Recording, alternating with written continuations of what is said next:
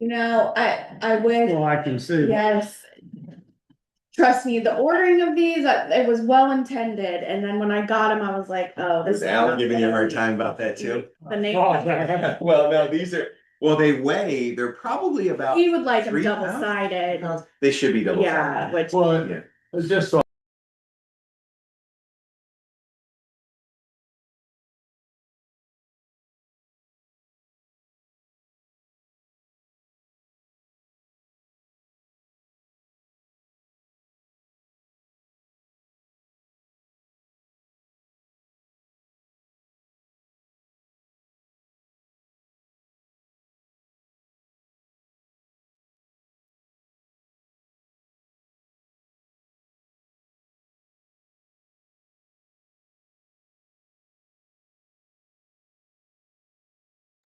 And then they came and got us and put us in a Porsche again and took us to the airplane. And we went up and they didn't want us to fraternize with the people.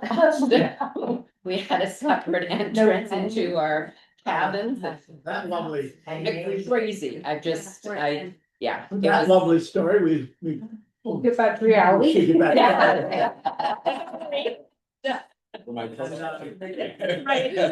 Yeah, sorry, I apologize. It's 10 o'clock. Good to have a good story. So open our Yeah. meeting. I'm Bill Cooney, Chairman. The Chairman's meeting of the Indian River County Hospital District is now in session. We have a pretty close to full quorum. We thought we might see Paul Westcott here. He plans on joining. Yeah. He's gonna join Remotely. us. A few of us were there Saturday. They had a wonderful at Pathway Church tribute to his wife Kim. It was really involving program. We certainly hope she'll rest in peace. I'm sorry that I did not know her because from the way that everyone spoke Absolutely. of her, she was quite a woman, so. Yeah, I would agree. Yeah, she will be missed by many. A lot of personal tributes to her that Mhm. went on, so. Yeah, well, welcome and welcome to those who are visiting with us on Zoom. Thanks for dialing in. So when we start the meeting, Frank? Sure. So, before you, Karen and I have been having some in-depth conversation over the way we're going to take our next steps on 10th Street. So before you, you have a handout. It is, of the 4 proposals we have, and I wanted to walk through them shortly, but Karen did a couple things you wanted. Yeah, so, I guess the whole process of this, we've, provided information about the sale of the property. And then we had the 4 organizations come in and present their program, what they would like to provide, in that space. Frank is going to talk about, I wanted us to be reminded about the 4 different proposals, that we have in front of us. And, after that, I think that we need to decide which proposals we would like to have further discussion. Do we want any of them to come back and present to us again and answer questions or maybe provide questions in advance to staff to share with that group? And then in the future, we need to decide whether it is the sale or if we keep the property like we had originally planned and provide the services. And of course, everything has to be wrapped up in the idea of, what is best for the community, providing the services, and the need that's in the community, the financial aspect of this, with the different proposals that we have heard from, and they're quite different, of course. What will it, for sustainability, what does that mean to the hospital district? And have further discussion and decisions made after that. So, Frank, maybe you might want to remind us about the 4 different. Thanks, Karen. That's excellent. And one of the questions that we may have out of this is, and in some cases it was outlined in the proposals, but not all. Which proposal, if the trustees do feel this way, which proposal ultimately do we think is going to impact the most people and do the greatest good, make the biggest impact with our investment dollars? So I'm just going to walk through briefly and refresh everyone's mind on the proposals. These are in alphabetical order. So New Horizons We're all familiar with them. However, they are the region's largest licensed behavioral health and substance use treatment provider. They serve more than 11,000 clients annually, but that's across 4 counties. But they have a large presence in our county, as we all know. So their proposal is to establish a specialized behavioral health and substance use disorder program in our county with a focused emphasis on first responders. So the program would expand inpatient, outpatient treatment for substance use and co-occurring mental health disorders, supported by peer recovery services, case management, and a confidential admissions process. Coordination with first responder unions would support treatment across and return to work readiness for law enforcement, firefighters, EMS corrections officers, and dispatch personnel impacted by occupational trauma, addiction, and mental health challenges. So this is, in short, a medical model. So next we have Pure. Pure Health, and they have been here to present. We know Ken Cooper. They propose to operate a 36-bed detox and residential treatment facility, 24 men, 12 women, across both 10th Street buildings. So they would provide 24/7 medical supervision, therapy, case management, discharge planning, and life skills development. This program is designed to reduce overdoses, homelessness, and healthcare costs while improving safety, employment, and mental health outcomes. So Pure has established partnerships, as does several of the other organizations that submitted proposals. Next, we have Right Life Services. So they propose a peer-led, going back to Pure, that is a medical model. So we've got New Horizons, which is a medical, Pure is a medical. Right Life, Does that mean they provide, that's healthcare wrapped into the medical? Correct. Okay. so Right Life Services proposes a peer-led, non-clinical respite and recovery housing model. So they position themselves as a peer-run nonprofit focused on recovery, workforce training, and respite-based stabilization. Their proposal includes a peer recovery and workforce development center offering peer mentoring, case management, recovery coaching, certified recovery peer specialist training, overdose prevention education, and recovery-oriented life skills. The respite housing component would provide short-term, non-medical recovery housing, so that it does not involve detox or clinical care, serving adults and transitional age youth, including individuals who may have been unsheltered. This is a non-medical model. And last, alphabetically, is Thrive.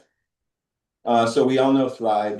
Thrive still says that, formally Substance Awareness Center. I don't think we need to say that. We've been Thrive for a couple of years now.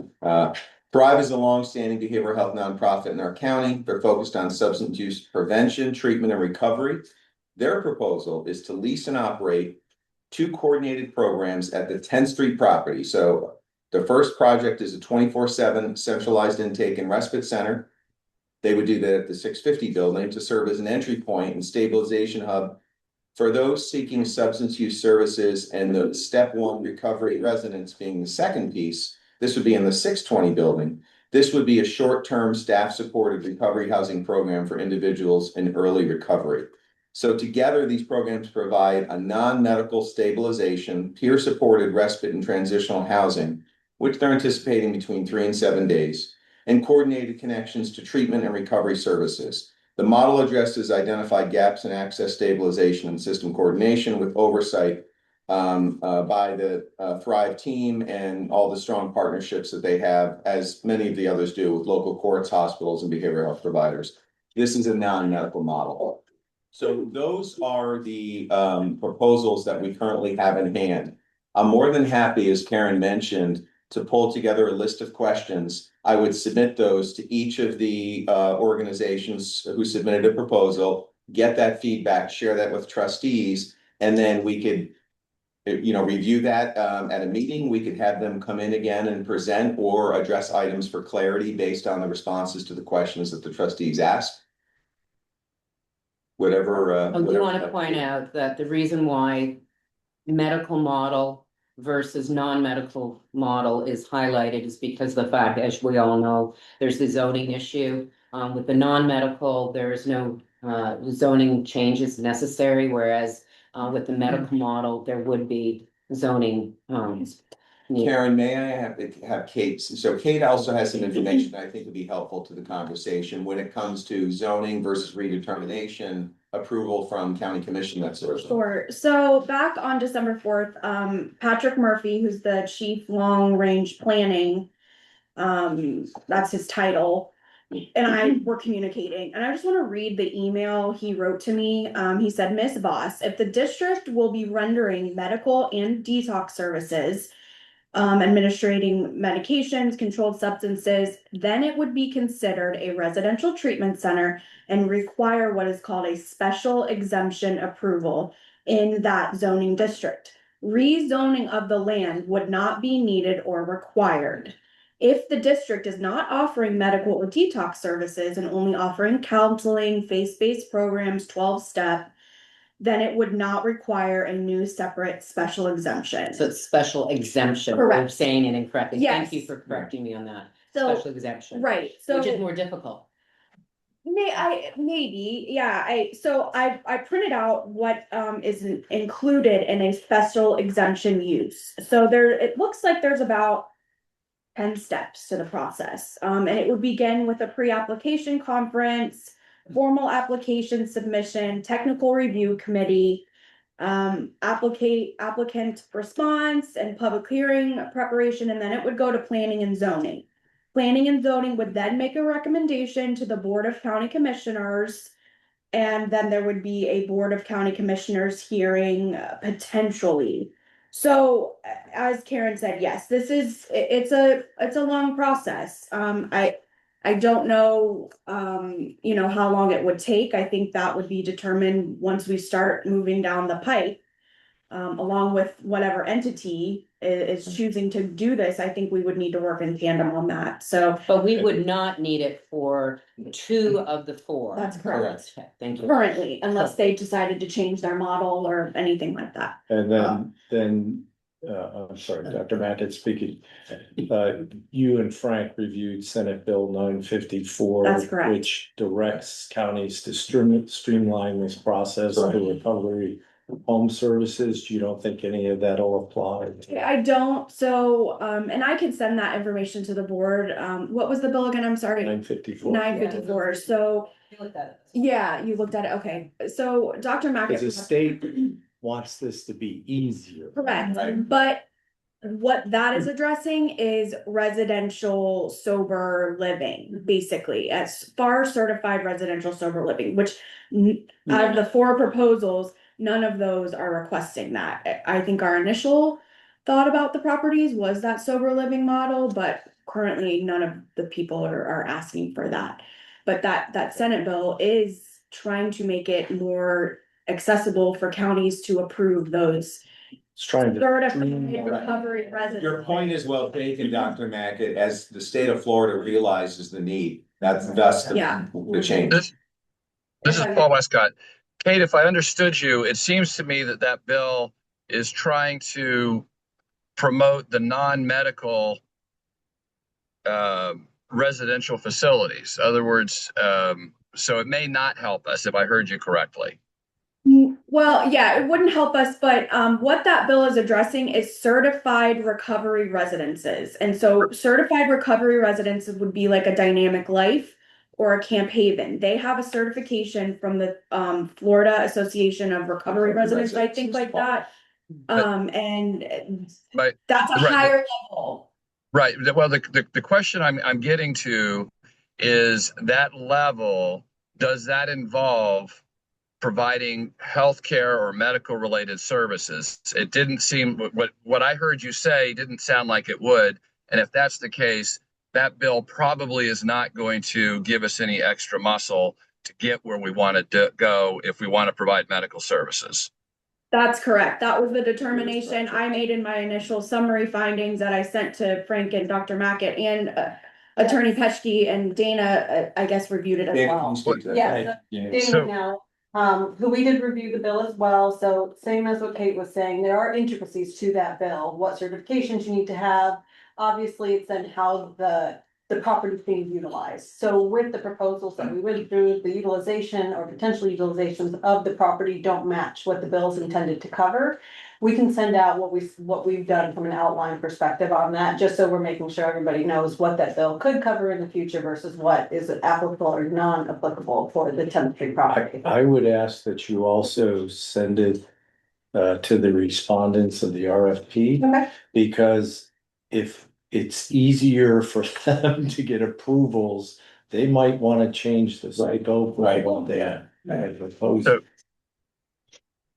This is Paul Westcott again. I'd like to introduce an idea for us to consider as we're going down this path. I am looking more toward having us place greater emphasis on the options that would result in a sale of the property, as opposed to the options that are going to have us funding certain activities and being a landlord. And part of that also is in the back of my mind is this is a financial resource that may allow us to kill two birds with one stone. The financial resources we would achieve in selling the property, I would like for us to approach Cleveland Clinic and talk to them about budgeting specifically toward the NICU option. In other words, the committee that we have, maybe together with Frank, approaching Cleveland Clinic with an idea toward what is a budget and a timetable for a level 2 NICU so that we can advance our labor and delivery. Because what we could possibly do is partner with them in some way with these financial resources to help promote a sooner build out, buying the ambulance that probably is necessary, help support them with some of the staffing considerations. I'd like to see what that looks like. I think Dr. Rothman, if I remember correctly, somebody mentioned that earlier on, he had already done some of that exploration, and maybe we can update some of that information. And as we're going through this process, look at the possibility that, yeah, you know what, the best option is for a sale because we can use that money to do something with labor and delivery as well. Yeah, Paul, you're right that this is Frank Isley. Cleveland Clinic Indian River did do that study about 1.5 years ago. So it's 1.5 years old. By the time we completed another one, we're looking at 2 years. How much has the county changed? Would the need change? But still, yeah, you could always do another study. Yeah. Welcome, Paul, by the way, and we like your hat. Thank you. Okay. I'm standing. I'm in some rural road. I had to find bandwidth. It took me a little bit. Sorry, I was a little bit late. Had a deer hanging from his truck. Yeah. Yeah, if I may, Karen Deagle, to Paul's comment, and whether it's a NIC unit or not, I think that, it would be wonderful to solve one situation that we have been wanting to work with and have someone providing services that we're talking about, to fill that gap, but at the same time, not burden the hospital district with being a landlord and go down that path of how could we have it that organization be able to purchase the property and be able to, and right, you've spoken about the NIC unit, there might be something else that we might not want to focus just on that. But I think the focus being on potentially selling the property. And having. Yeah. Right. That's back. Yeah, Dr. Mackett speaking. I appreciate the comments from trustee Westcott, but I would recommend that we not conflate these two issues, that we first deal with the issue at hand.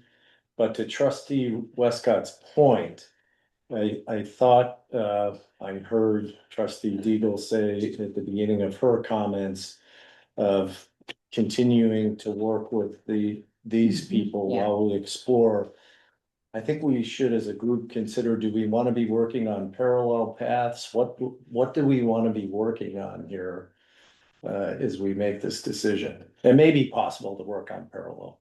Yes. And Karen Deagle, so when we did the RFP originally, there was nothing in there that requested them to purchase the property at all. And so in all due fairness, that's not what they came to us with, nor did they even think about that, I'm sure. So, how fair are we being, with that as well at this point? Although you know, that would be a really wonderful option, you know, to look at. Do we? If that's what, if that's something that we want to include now, do we have to go back to do another RFP and have them resubmit? So we didn't do an RFP, we just did a letter of intent. Oh, that's it. Letter of Yeah, intent. so Okay, RFP is a much Much more more. in-depth Uh-huh. process. It is. We would need an RFP review committee. yeah. Mm, So- yeah, so We could Right. maybe amend the terms of the letter of agreement and have them resubmit, but that could potentially open it up to other agencies who would maybe want to respond, and I'm not sure if that's the want or, you know, Yeah, vision of the trust. I think there's two ways to look at it. Selling the building, period, is one discussion. Selling the building for someone who's gonna, you do it for the intended use that's gonna make a difference in the community is different. Because I can tell you right now, if we open it up, based on what I learned from TP Kennedy, if we open it up for sale, I think we're gonna have tons of suitors, but they're not going to be mission-driven healthcare solutions. They're going to be people who are gonna buy it and use it for whatever reason. But there's lots of potential to sell it. But do we want to just sell it, or do we want to sell it according to our mission? or do we just want to be a landlord and keep the property because it's Right. great value and have the organization doing what we're asking them to do?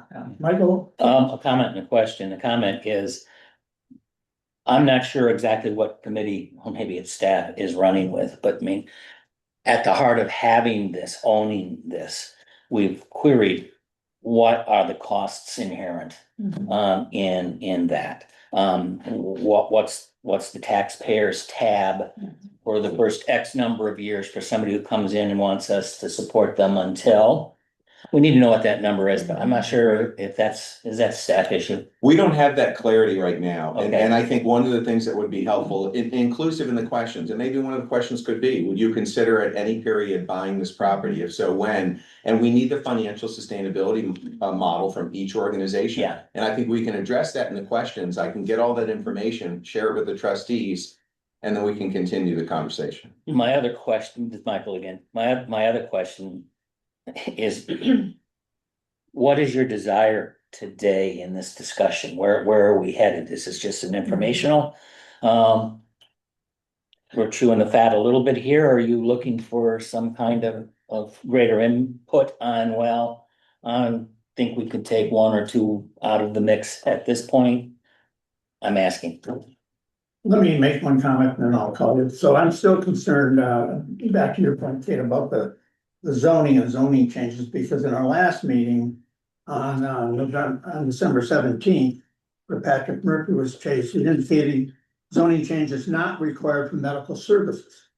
However, introducing any medical service would require special exemption approval through a formal application process, planning and zoning review, and potential county commissioner approval. Now, Yeah, that's what we That's just what talked Kate- about. Kate Kate, will- Kate, Yeah. Kate explained, it's a long process. It's a long process, and it's, It is. to me, particularly when I heard from someone else about the zoning process related to another healthcare organization, and my experience at Hoper Family Center getting through the zoning process.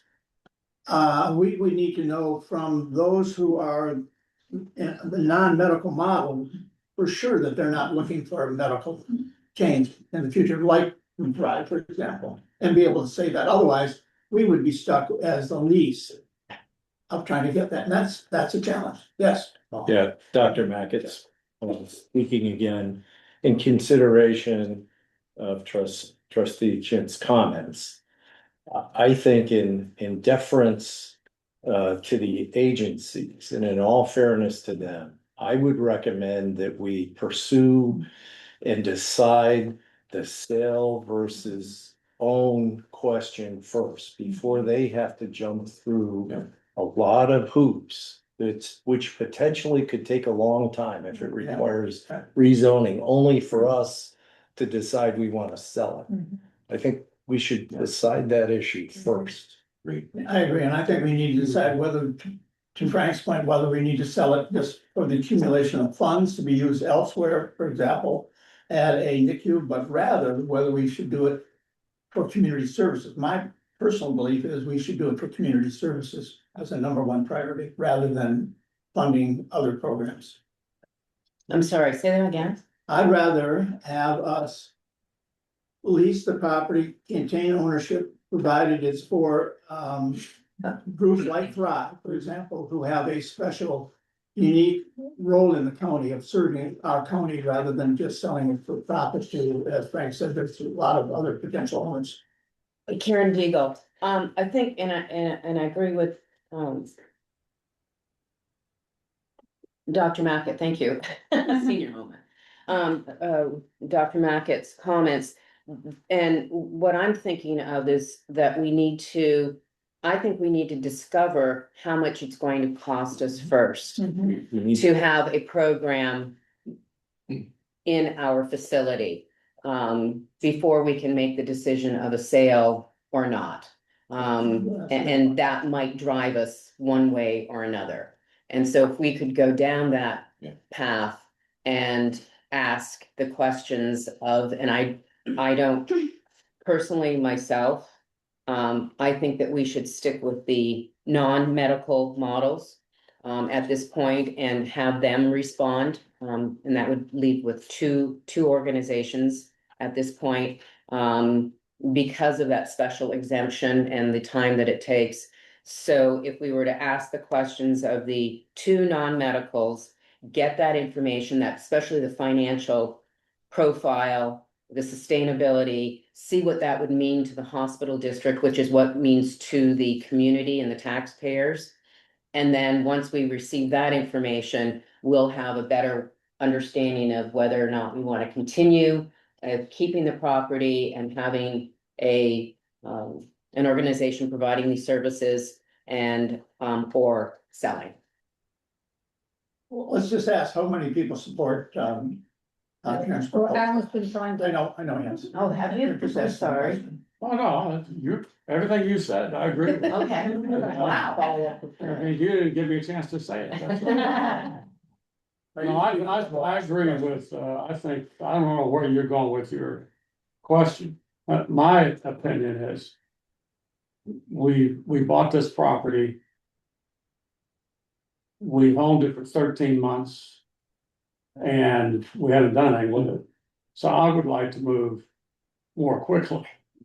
So. And we, to discover but I agree with Bill's comment, and I think Karen's, that our priority is to serve the public. But we need to find out if that's economically feasible or not. Right. So we have some, I don't know if I call them proposals, but some strong indications of interest. And some of which appeal to me, but my view is, I think is what Karen just said.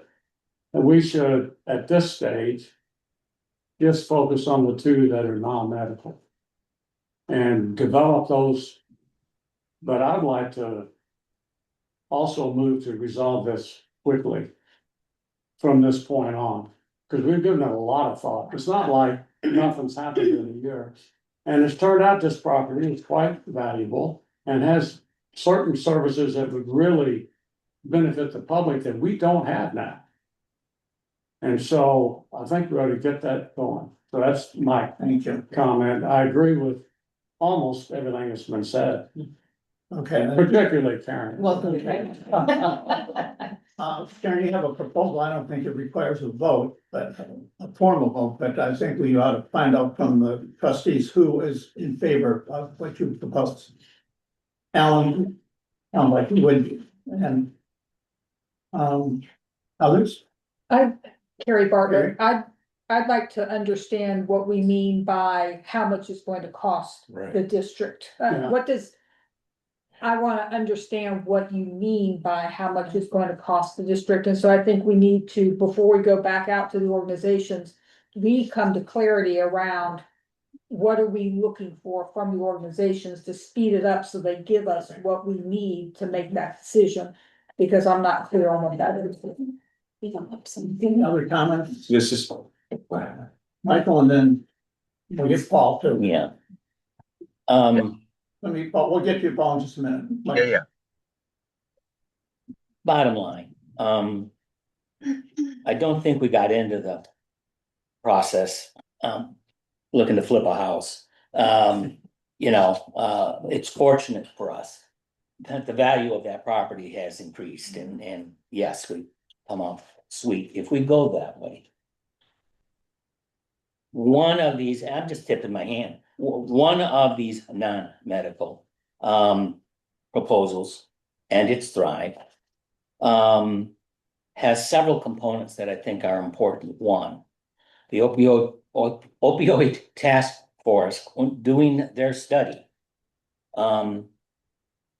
At the top of the heap was the need for some centralized intake, which is at the heart of their program. Respite fit in there, whether it was actually one of the specifics, they could answer that as well, is there. And thirdly, relative to Right Life, the peer support model is part of what Thrive has said they would utilize, and very likely, I believe Thrive is working with that entity now.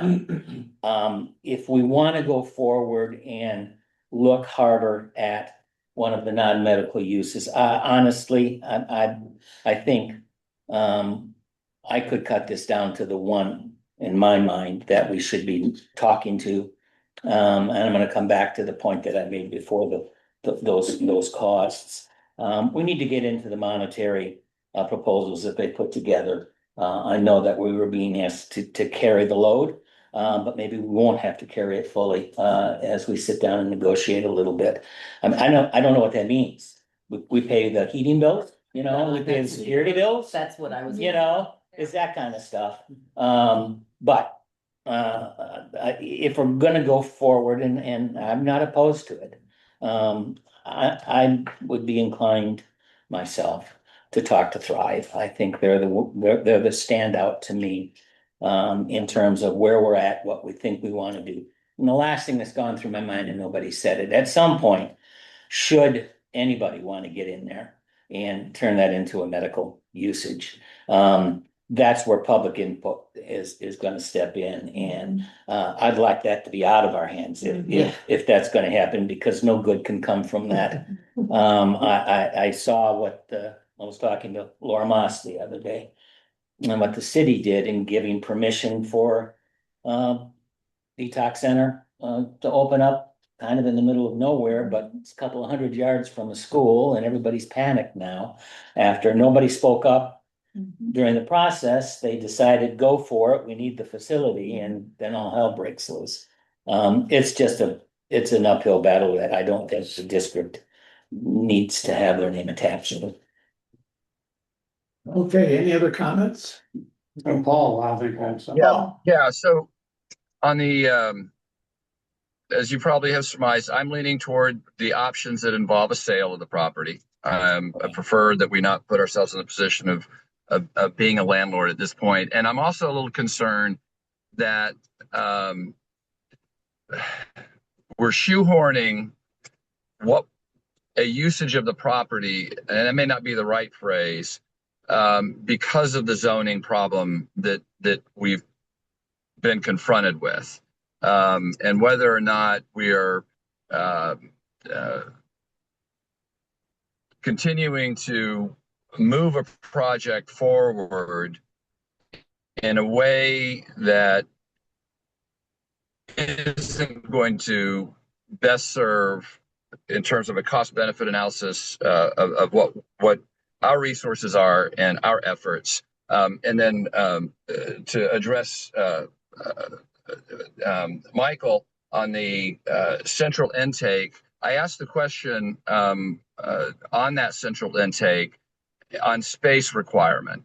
And my understanding was minimal office space on that. I mention it just because I agree a coordinated central intake approach in our array of services in our community is a valuable thing. Is it something that pushes me away from the idea of selling? No, because I think it can be accomplished elsewhere with less of a commitment, based on what I heard a couple months ago, that space requirement was minimal. But again, moving away from the medical related services because we have a zoning issue, to me, just, it feels like we're reinventing or changing the mission, because of that difficulty, and we're definitely making a permanent sort of decision going down that path. And secondly, I also very sensitive, as Michael Kent mentioned, what's it going to cost? What are we setting ourselves up for once we establish that facility and start down that path? It was a pretty significant buy-in, as I recall, 600,000, if I'm not mistaken. Are we prepared to take on in a permanent fashion? Okay, thank you. Well, let me just respond. My opinion is that if we go down the medical route, then I would favor selling the building. But if we're gonna at least try to make this facility that we've purchased really benefit the community by adding services, then we have to limit it, in my opinion, to the non-medical, and we have two proposals. I think Michael Kent summarized it very well. But I think we ought to see if we can't do both at the same time, i.e. provide the services in a way that is not expensive to the district and sell the property at the same time. But it may be over time. There may be a way to do all of these things. We ought to explore that quickly. Mhm. And if it turns out we can't do that, then I'd favor selling the place. But I think we have an opportunity. And I agree with what Mike Kent said. From what I know at this stage, the proposal by Thrive adds a service we don't have that we need. The opioid study says they're gonna do it anyway. But they've told me at least, this property is perfect for what they wanna use it for. So I think we ought to explore that, find out if it works. And then we can decide whether to sell it or not, or what, and maybe that'd be part of the process. But I agree with everything that's been said, we need more facts, but we need to get them quickly, and I think we ought to limit it to these two proposals and get them to come back with details that'll address the questions that have been raised here. Karen, I agree with you. Thank you. You're welcome. But I would like to maybe propose that we do limit it to, like trustee Kent said, limit it to just Thrive. I'm in agreement with that. So if we could make that decision today, it would provide a little bit more speedy return, I think, and ask of them their financial performa, which would include the idea of them also buying it out. And I would probably ask them for two different proposals. What would it look like over a 3 to 5 year period of time of financial sustainability, what they're looking at 3 to 5 years without purchasing, and 3 to 5 with purchase included. would you like to make that in the form of a motion, please? That is, I motion what I said. I'll second that. Seconded by Mr. Jones. Is there further discussion? Dr. Mackett? Yeah, Dr. Mackett, I don't think we have enough information to make this decision yet. I agree with trustee Jones. I'm hesitant to go down a parallel track, but I don't have enough information in my mind, for instance, to say if Pure thinks that they can overcome the zoning obstacles and they have a financial proposal that would be beneficial to us as a district and beneficial to the taxpayers, I don't have enough information to exclude them at this point. Karen Deagle, the concern that I have with that would be that they would have to agree to purchase the property to be able, because we're the owners, we would be the one that would have to go through the special exemption. So if we were to go down that path with them, we would have to include the fact that the hospital district would have to get that special exemption unless they bought it outright from us, which would be, I think after we get the information from Thrive, I'm not saying that we've made the decision that that's the direction we're going. I'd like to see what that 3 to 5 year, those two different scenarios would be. And then we have the discussion, should we sell the property or should we move with putting, but I would not want to look at one of these other models and put the district in the position of going through that whole process. Paul Westcott. Sure. Well, it just seems to me that we're truncating our options. And, what if one of these entities wanted to say, you know what, we're going to assume the risk and we'll buy the place. Let's negotiate. And maybe we include there are options that we could negotiate. I won't get into any of them because I don't want to suggest any opportunities for anybody that might want to buy it. But I think that first we need to find out, does anybody want to buy the property and assume the risk of their own zoning efforts? And they may. They may feel like they can get it through.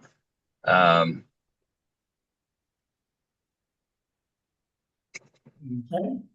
Well, there's any further discussion? Motion in a second. There's been a motion, it's been seconded. All those in favor of the motion, please say aye. Aye. Aye. Aye. 3, 4, we have 4 yeses. Can you get nays? Nays, please. Nay. So 4 to it 3. passes 4 to 3.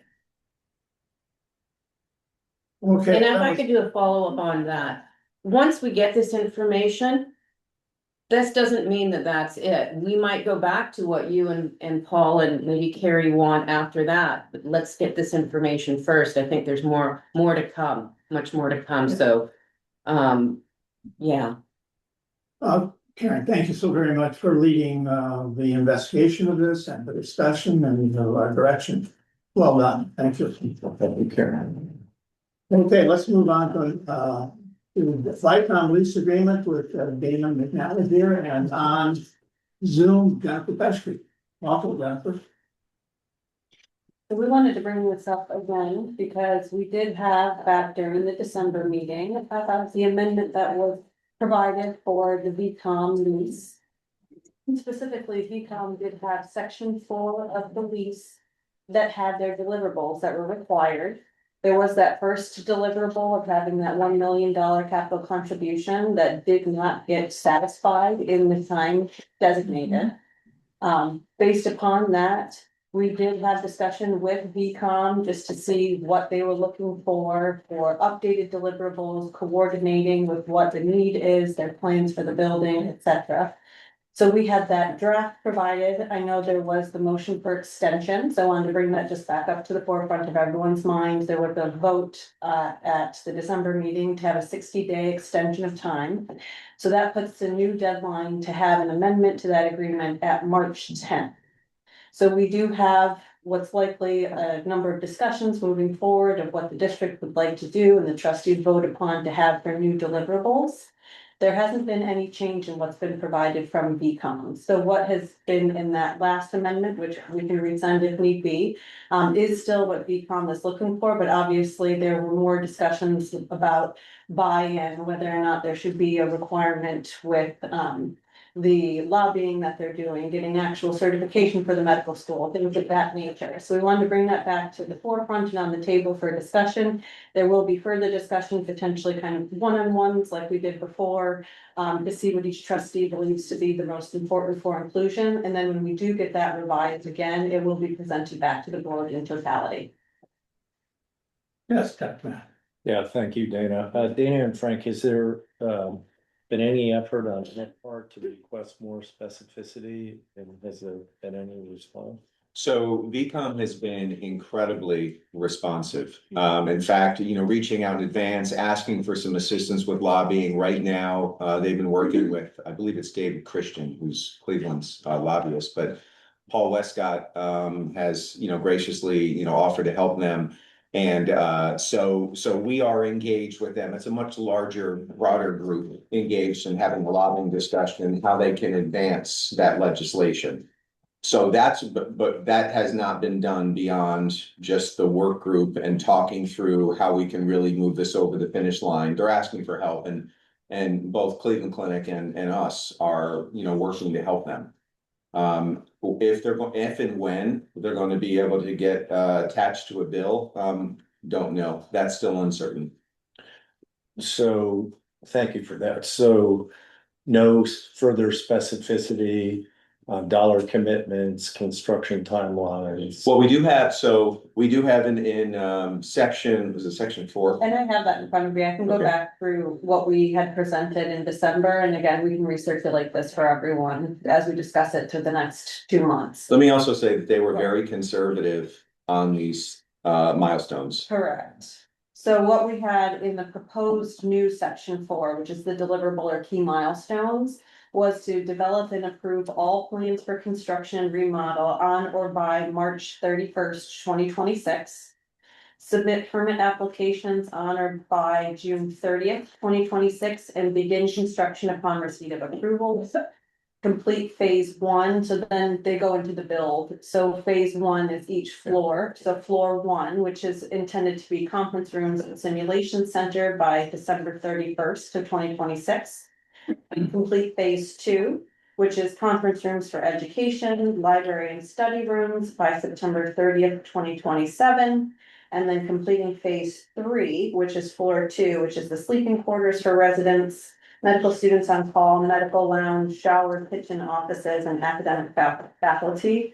That's September 30th, 2028. So they did put dates they thought that they could achieve. We wanted to make sure there was an ability, for example, submitting the permits as opposed to getting them approved, since there's a little bit of out of their hands when it comes to that. But they were very, I think, invested in getting this done as quickly as possible. When Frank and I did meet with them, they had already talked with builders. They were doing the plans, getting everything organized to get things kicked off.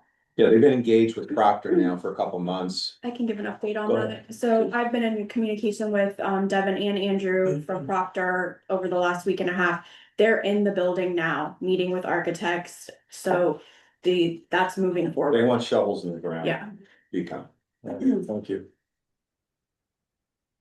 So I think the main point of having this on the agenda today was more so bringing it back up to the forefront. Like I said, we'll recirculate what was in this last proposed paragraph 4.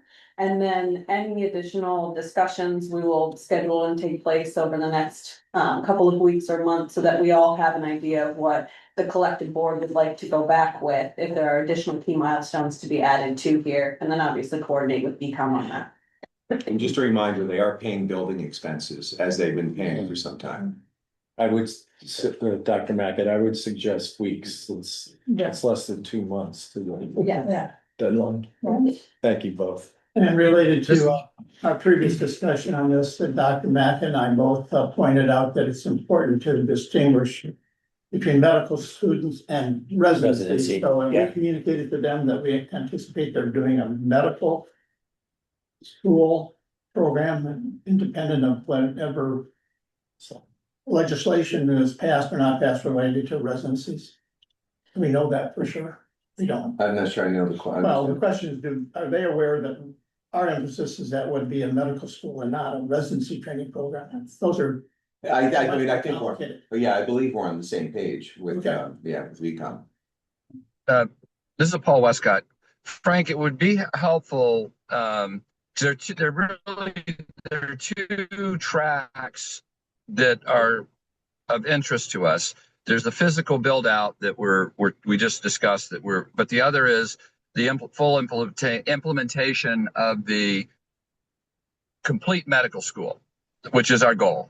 what would be helpful for me is, would it be possible to kind of have a cheat sheet so that I can understand the elements, and perhaps give us a better understanding of the timetable so that, um, for instance, they can build out, start occupying, start doing a good bit of their program they're intending to do without the legislation. And I think, Bill, you may have kind of alluded to that.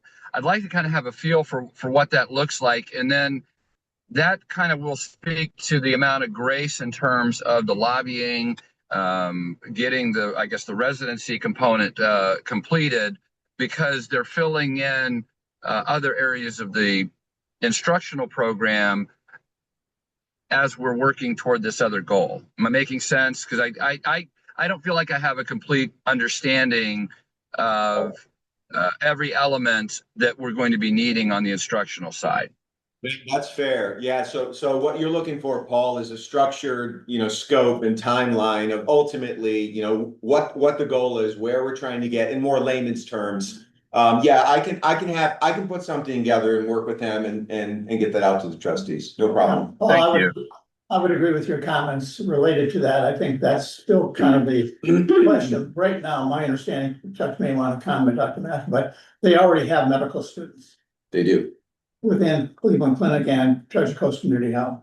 So this is an extension of a program they already have in place, which is totally different than if they want to have a medical residency. That requires all kinds of certificates of needs and all kinds of legislative and national organization approvals.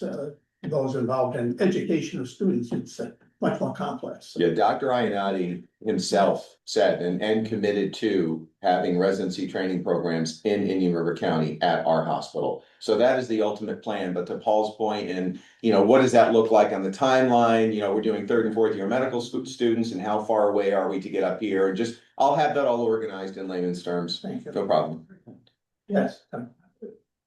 But as I'm hearing it, both of those steps, building out a state-of-the-art training facility for the medical students and perhaps ancillary services, and creating residency training, those may both be steps towards a medical school, but that is not building out a medical school. I think we should all be clear on that, right? Thank you. Thank you very much. Dana, any comments? Jennifer? I don't have any comments on this. Dana was taking lead on this, so she's giving you her summary. Thank you very much. Okay. Well, let me just, Yes. once again, I think, I don't know when we're trying to make a decision on whether or not we approve what VCOM has proposed, but right now, we're the ones holding up Correct. whether or not this program goes forward. So once again, I think we need to expedite. So if we've got a meeting in February, we gotta make a decision by then. Maybe we can make one sooner but I would prefer sooner rather than later.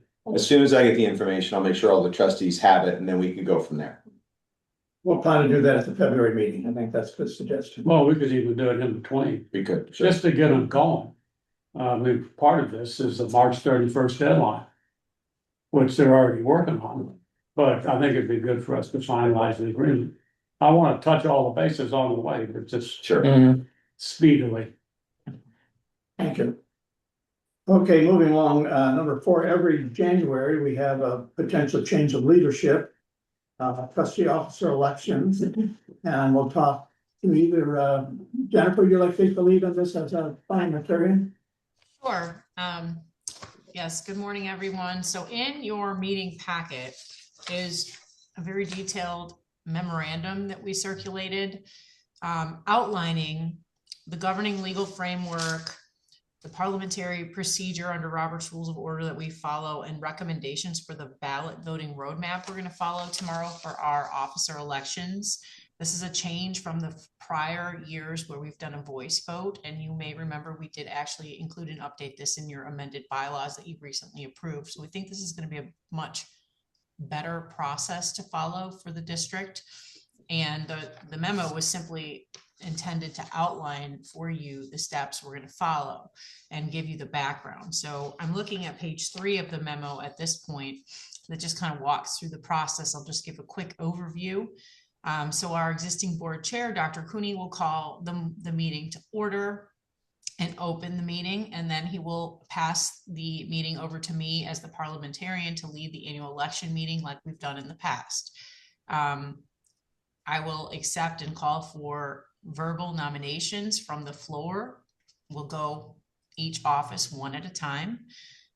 We'll confirm that the nominee wants to serve for the role that he or she has been nominated for. And then I'll announce that nomination, and you will print that name next to the office for which the person has been nominated on your written ballot that you will have in front of you.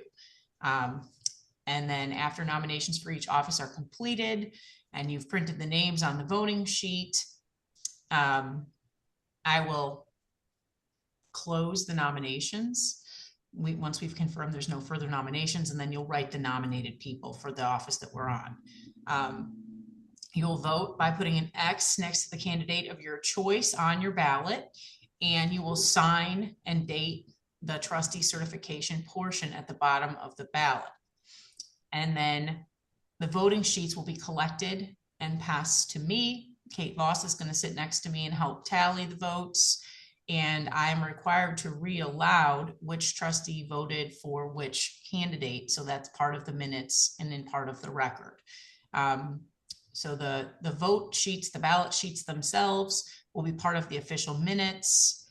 The tally of the votes will be announced publicly. All voting sheets are retained with the meeting minutes as public record. And then once we complete each office, we'll have our officers for the 2026-2027 year, and the meeting will pass to the newly elected officers.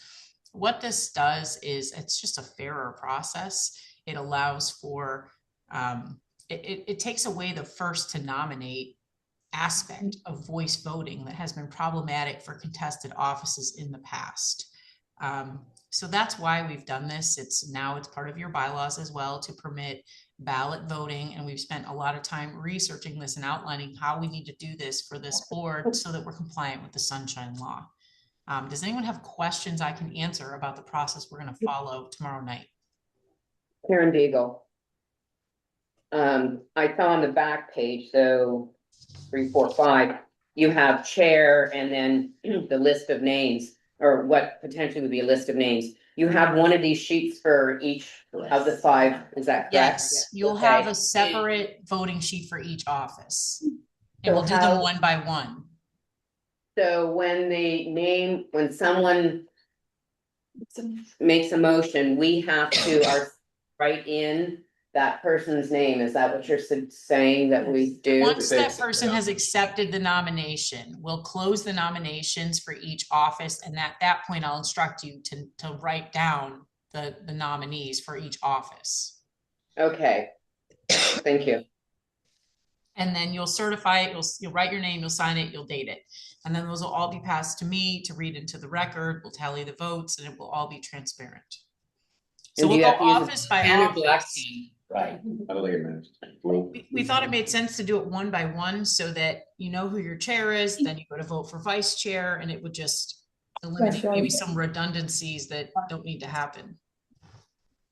And Jennifer, you just answered my question, but we start with chairman and work our way through from there, correct? Yes, chairman, vice chairman, secretary, assistant secretary, and treasurer, I believe is the order we're going to follow. And we close out, you just said we close out the chair first, and then we close out the vice chair, correct? Correct. Okay, thank you. Thank you, Jennifer. You're welcome. And the other order of business that's very important that we will take care of at tomorrow's meeting is a little simpler thing. We're just going to establish again the meeting frequency and time for the 2026 meetings, confirming, you know, if you want to keep the meetings at the same dates and times and locations, or if we're going to adjust that at all, we need to discuss that tomorrow as well. So think about that. I know there had been some talk at the last meeting, I believe it was the last meeting, or maybe it was the meeting before, about if you felt you needed to adjust the chairman's meeting to 9:30 or something like that. So be thinking about that, have your calendar ready. And we'll firm that all up tomorrow. Thank you. Okay.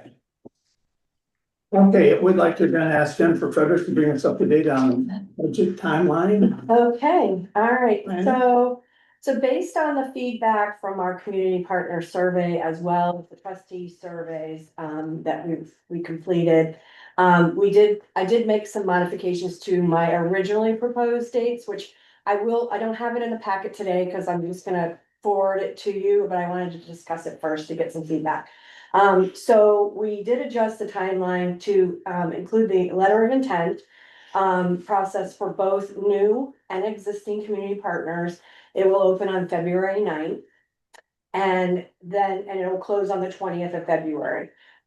This will give us Dawn and I some time for if there's any new agencies so that we can gather the data, do any kind of pre-audit verification that we need to do, and then be able to summarize them for you.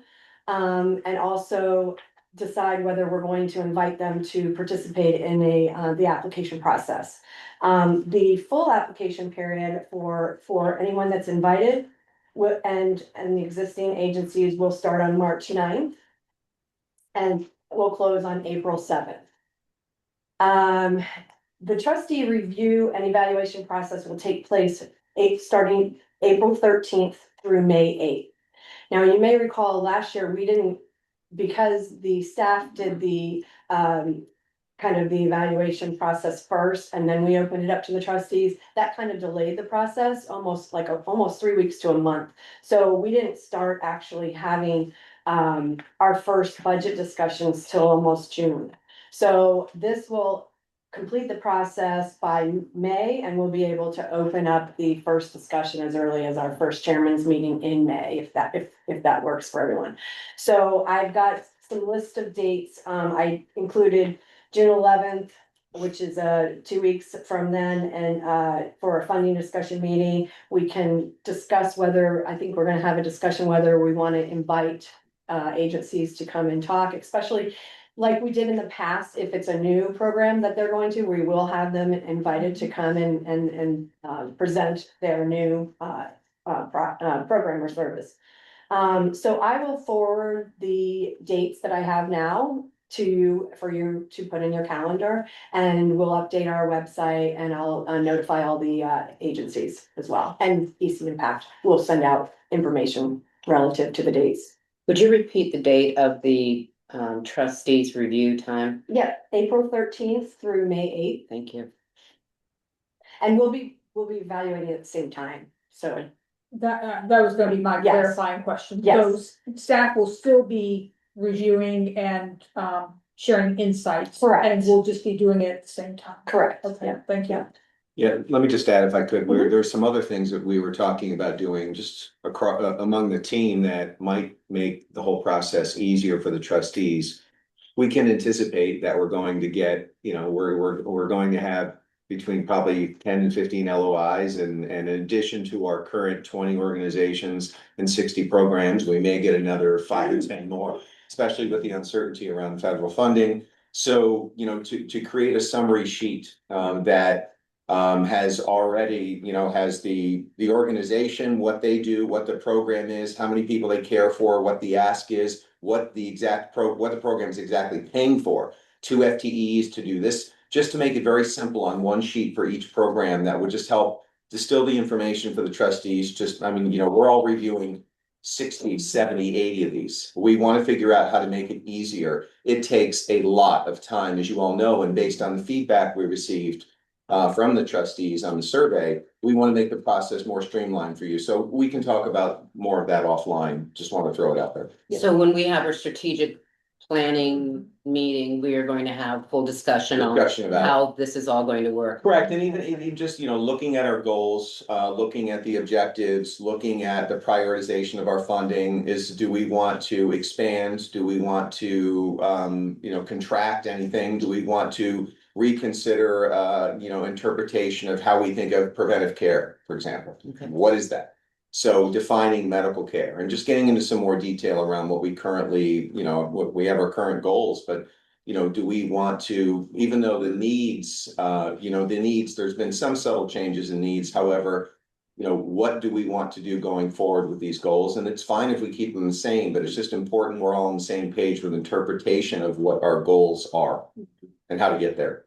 One of the other things too is we'll go back to past years' practices where we, we'll provide you with past year budgets, what their budget was the year prior, what it is now, what the percentage of the increase is. That was all given to you in that one Excel spreadsheet on the EC Impact resource tools, but I'm not sure if everybody knew that that information was available, so it may have been troublesome for them to bring that information to them. So we'll make sure that everything is presented prior to our discussions. Was there any discussion amongst staff, Karen Diego, was there any discussion among staff about, and maybe this is something that we'll have discussion when we're all together for the strategic planning or whatever, but being that there is 60 proposals and that there are 7 of us, to divide that out so that there are some that we would be, each person, each trustee would have, take a look at it more in depth on a few rather than all 60. Yeah, I guess this is Frank Isley, the only logical thing that comes to mind when I would think of that is if ultimately all the trustees vote on the final budget, do the trustees feel comfortable voting on, do they feel comfortable taking perhaps Dr. Mackett, Michael Kent's word for it, Alan Jones' word for it, if they didn't review that proposal.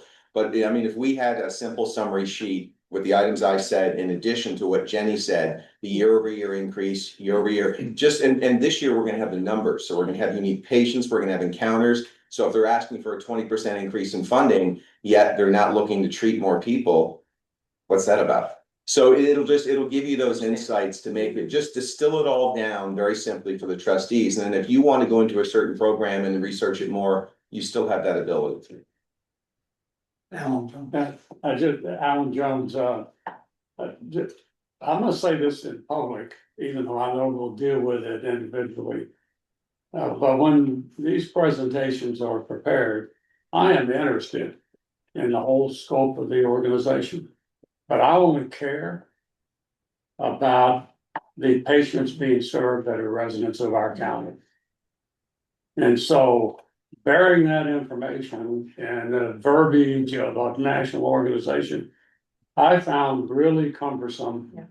And so I'm only saying this, Jenny already knows my feeling. I suspect others feel that way. But I think you all should hear this too.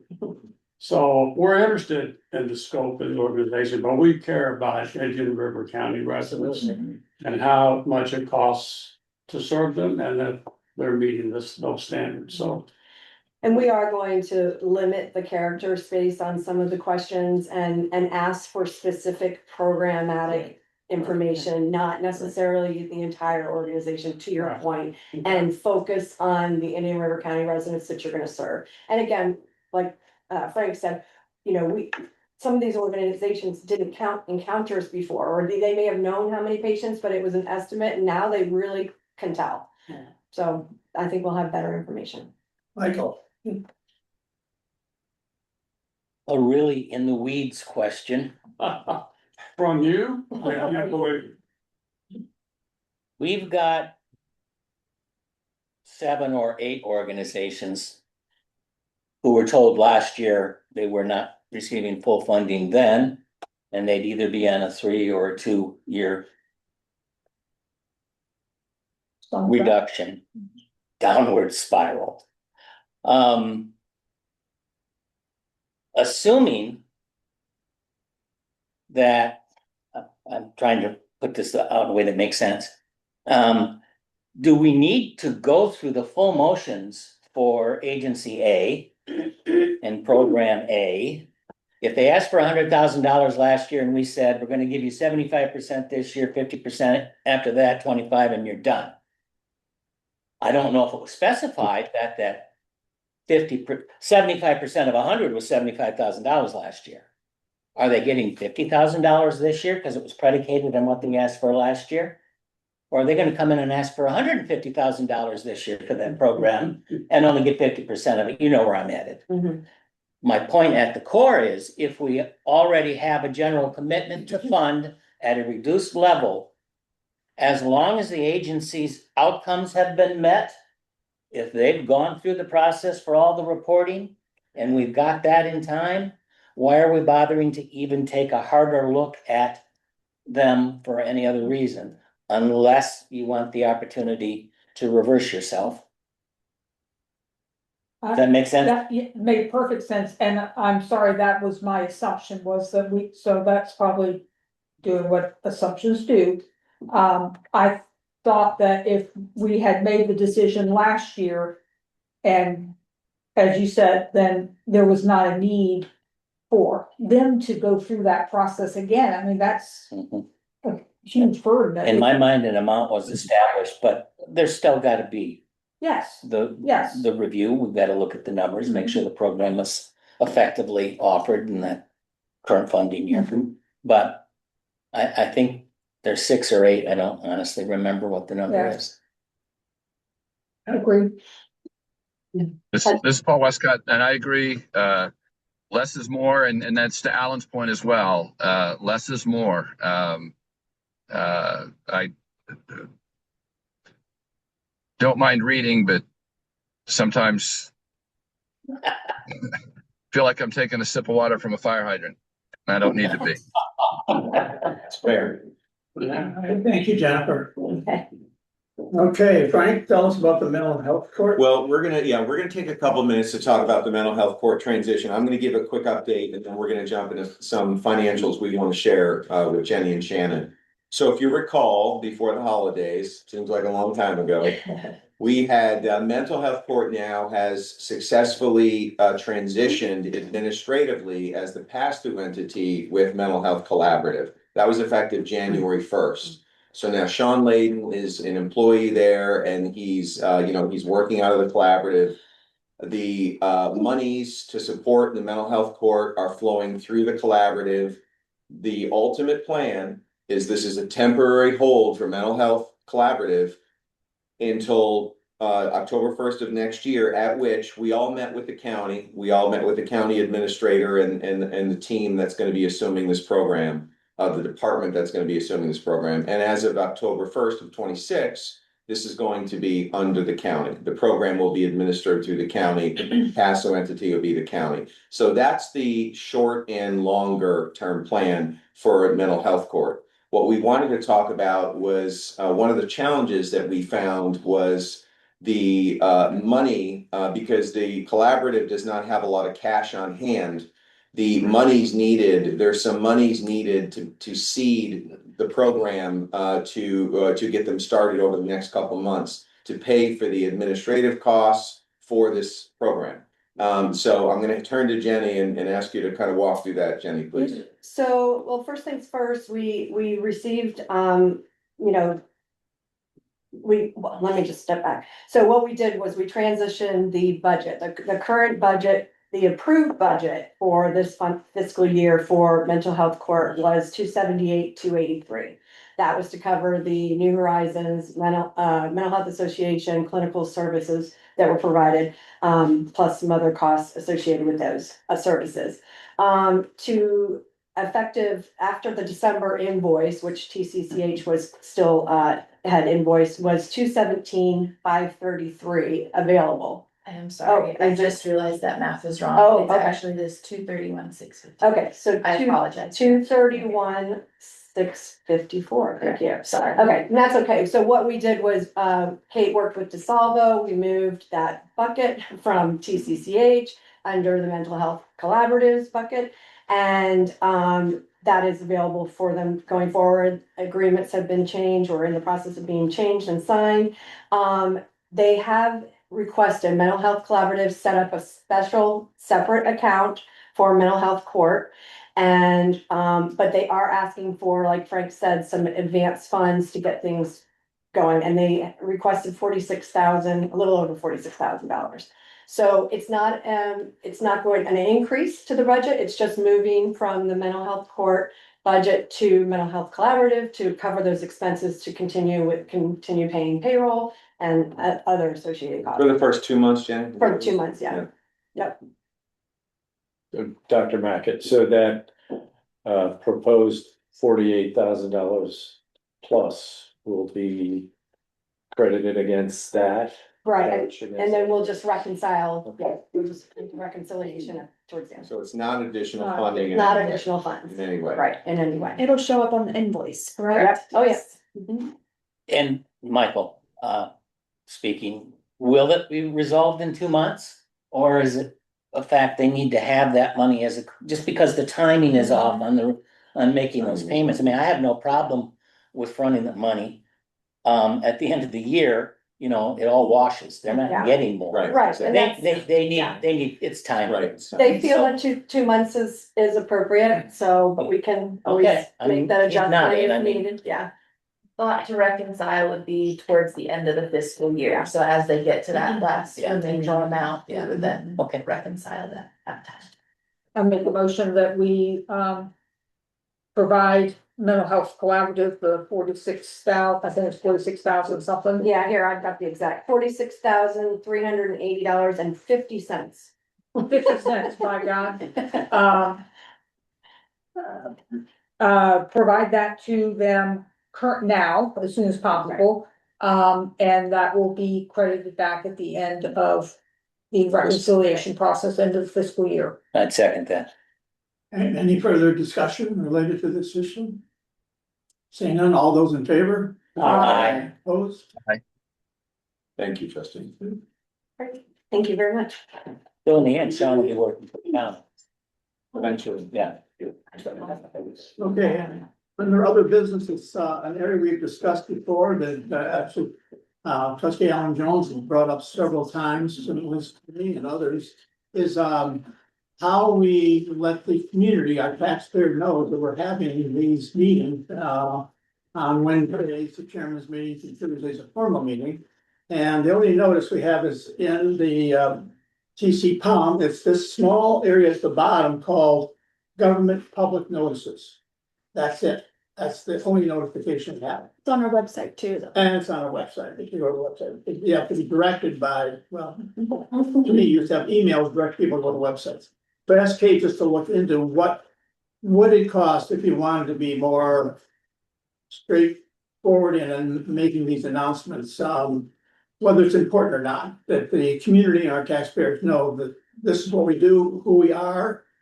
We're not the hospital board, we're the hospital district, and this is our charges, and here's what we do. You have any comments? Yes. Sure, so as Dr. excuse me, Dr. Cooney mentioned, I just looked at the charge to have a basic 1/4 page, they're called display ads, they're larger and they're in usually like the main part of the newspaper. This, I don't believe would satisfy our legal notice requirement. I think we would still have to have a legal notice in the paper, but we could maybe talk about that.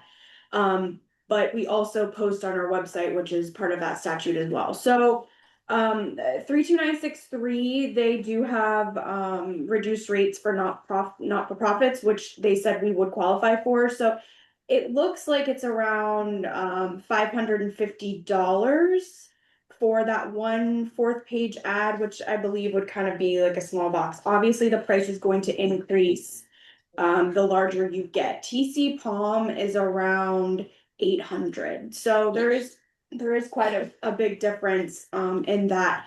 So I get the thing you would need to also think about is that we're already paying around $100 a month for that legal ad. So in addition to that legal ad and this, you know, it could be anywhere about $2,000 a month, you know, $1,500 to $2,000 a month, depending on what 20,000. yeah, what you would want to do.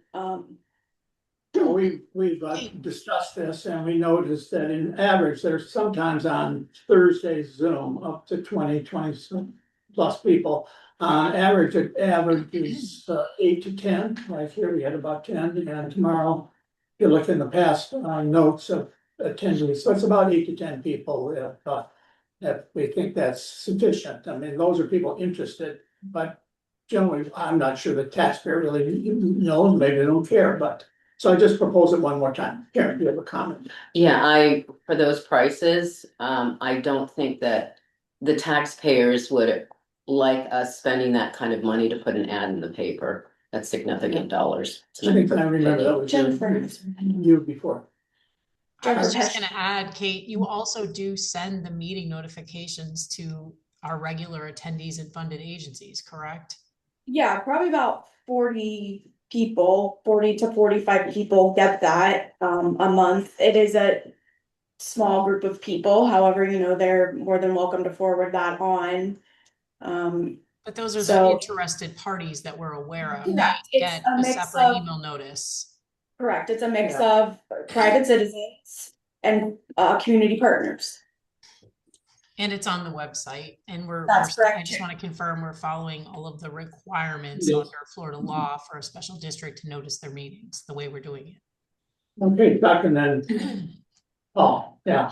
Yeah, Dr. Mackett speaking. I just wonder if there's maybe some compromise trial, whether we That was do one it of the- quarterly or biannually, and then see if there's an uptake. Right. Um, Yeah, that's what I. if the juice is worth the squeeze. Just do it once or twice or 3 times and see if it makes any difference or not. Attendance. Yeah, and I think too, it would be determining on what you actually would want in there. It wouldn't necessarily be like, would it be a meeting notice or would it be an agenda or, so I think that would need to be worked out to gather the most amount of interest, because a meeting agenda, it does have the information of our meetings on it, but we have 2 meetings, so I think that would need to be addressed too, about actually what you would want the ad to look like. Paul. Westcott? Uh-oh. I was walking out. Sir dear. Yeah. He's loading his mic. Right. Sorry about that. Somebody get ready for my mute. Anything? Do you have a comment, Paul? No, my phone rang. I'm sorry. I was trying to turn it off. Okay. No, no, Any no. other? Is there anyone, I mean, I'm not getting a sense that we wanna pay the money or we wanna try to do this, any other further discussion, whether with Alan, you brought it up, I don't know if you have any comments or. Don't remember. No, I don't have any comments. I don't feel strongly one way or the other. I think more public notice is better than less. But Not for $800, Maybe not, okay, maybe not. alright. Michael, This is Michael. This is really. Probably should have been talked about back up in, item number 4. Trustee meeting frequency time, because I'm the one who was. Raising this issue in the past. Couple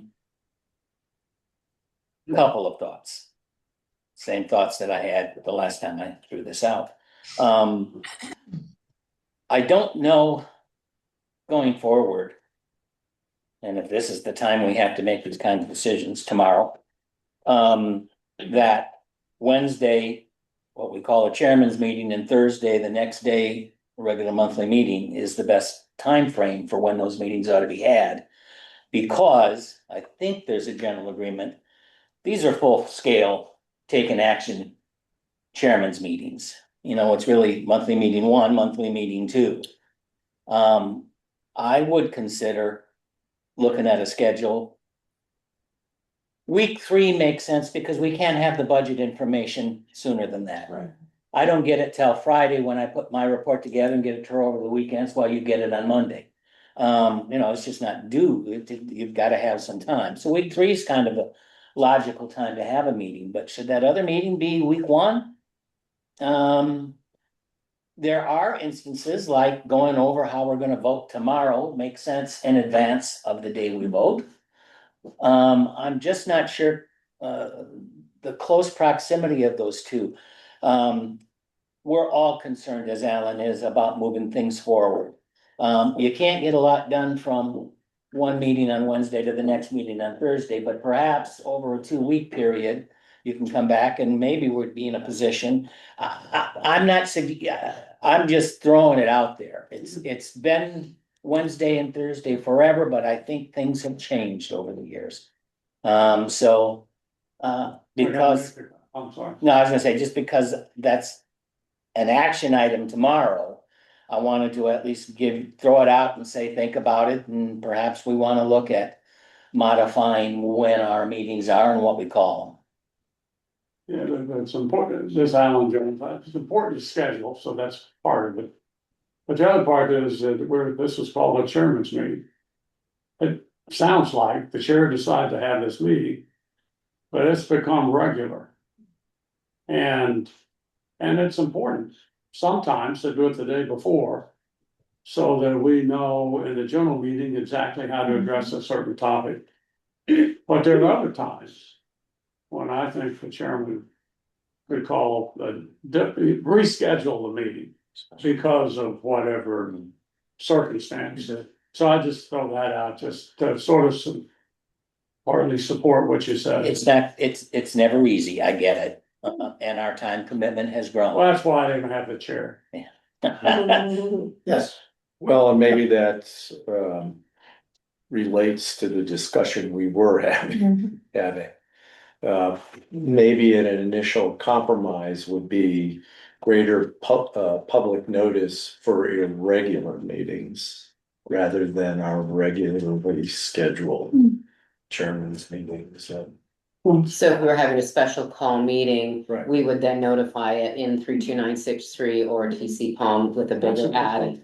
And spend the money on it. That, I could agree with that. Yeah. Yeah. okay, I think we are required, Jennifer may want to comment, we are required, of course, for public notice of all Yeah. meetings, so. Which is done and taken care of, but if you're having, I guess for the Cleveland discussion where you all made the decision about maternity, that was noticed, put on the website as a special meet, and nobody came. So, it's just, I think, hit or miss, but maybe if it was in the paper, it would have been more. Maybe a good idea, it's a Yeah. very, very special topic. Right. Like maternity is a very good example. You're also. I think we did that with the Cleveland Clinic, when we had those meetings. I think they were on Saturdays when we were choosing our partner that was gonna operate the hospital. We probably advertised those differently, or, I mean, special scenarios, it does make some sense.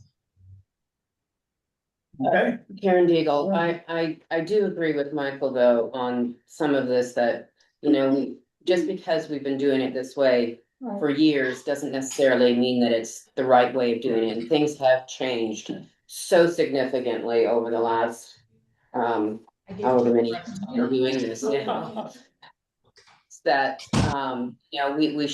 we should take a look at whether or not we need to change it and have a meeting every 2 weeks and maybe not call it a chairman's meeting anymore. Maybe it is, trustees meeting and it just happens not to be it's a different location than the other trustee meeting. Most what do you call it? Government entities. Well, I wouldn't say districts meet more than once a month, but certainly we've got enough going on that, and it renders that, so it's a thought. well, maybe I'll ask Paul to query to the trustees as to how they feel things should go and. Yeah. We're done. Who? You're gonna ask who? I mean. Frank. Okay. Okay, sorry, Sure. and just get an idea where people are, because it's all a good idea. Well, we've got Well, we have to, vote tomorrow. Yeah. And, but the other part of that too is having it every 2 weeks, this is wonderful having it Wednesday, Thursday, because I know the third week of the month is always blocked out for me and whereas if you have every other week now, chances are with our, certain person's travel, your travel, that kind of thing, it does make a difference. It makes it more difficult for us to be present at all the meetings. It's probably So- the same for the agencies. Yeah. That we're used to it written. Yeah, so there's that to be said about it too. I've already put in my book for 26. Yeah, that's it. All right, is there any public comment? Wait a minute, I have one other item, some other business. Yes, sir. If, a year ago or so, we had a pretty extensive discussion about our appetite for funding capital projects. Yes. But in the discussion with Frank and Kate and Jenny this week, it turns out we didn't really finalize that. In the sense that we have come up with procedures. Included in those procedures are the ability for someone to apply for capital. And my feeling is that what we decided was that capital is not our fundamental purpose. We're into operations and treating people. But there might be exceptions. And that's the way the procedure is written. So I just want to throw this out for a brief discussion. It seems to me that if we do get a capital proposal, it ought to require more than a 4-3 vote to approve it. It ought to be like a supermajority, recognizing that capital is not our fundamental purpose. You know, we talked about eliminating capital completely after we gave some funding to Treasure Coast. But we never voted on that, at least according to Kate, who I trust completely. So we need to decide that, and I just don't got to get on the table. My opinion is there could be an exception that would be important for the community for us to participate. But it ought to be rare, and if we do it, it ought to have a supermajority. But I don't know how everybody else feels, and I just thought I'd throw on the table. This is Paul West. Go, Paul. So I'm glad you brought it up. I was planning to, and you and I are of like mind. Frank, are there, just to kind of get, is there anybody else out there that is looking for capital funding from us right now? Yes, Paul, at least 3, if not 4. Okay. Yeah, I kind of was concerned when we made the decision last year that we perhaps were going to open a Pandora's box, and I think I argued favorably for Treasure Coast. I was looking at it as a very unique circumstance. I know I am in agreement with Carrie and Alan on this topic. Very rare, if at all. I think that there are multiple arguments I won't get into now. I was actually going to bring it up because I'm concerned I may have to excuse myself tomorrow after the election. And I saw the letter in Frank's agenda items for tomorrow, and I was going to be expressing myself. I think there's some reasons for us to really look at that in limited capacity. So at any rate, I'm in agreement with Alan. This is Michael. I fundamentally don't disagree. The bottom line is we recognized when we made the policy, any further board at any given point in time can overrule a policy if they choose to do so. What we're really looking at, I think, here is a policy change then. So in those circumstances where somebody does have the opportunity, if they want to run with it, you can't stop them, to file all of the paperwork. But for it to succeed, you want to have a supermajority vote for it to carry. So that would be a policy change, I think, which could be done pretty simply. Just find the wording and make that change. And again, it was these trustees really had, and the language in there kind of says that. You know, it really has to be, it really has to be a super community need, something really out of the norm for us to see it, but I don't have a problem with that, but I think it's a policy change. Dr. Mackett. Yeah, Dr. Mackett speaking. I agree with what's been said. I just have a question for the parliamentarian. If we change any voting requirement to a supermajority, can that be done within an individual policy, or does that require a bylaws change? I was thinking the same thing. I would have to check the bylaws. I believe the voting parameters are in the bylaws. Okay. And we also do follow Robert's rules, so I'd want to see what that said. I mean, it's sticky. It's not anything we can't look up, but I would need to look it up. Thank you. I just don't know if we can simply do it within a policy. We may be able to. Why don't we wait till have Jennifer?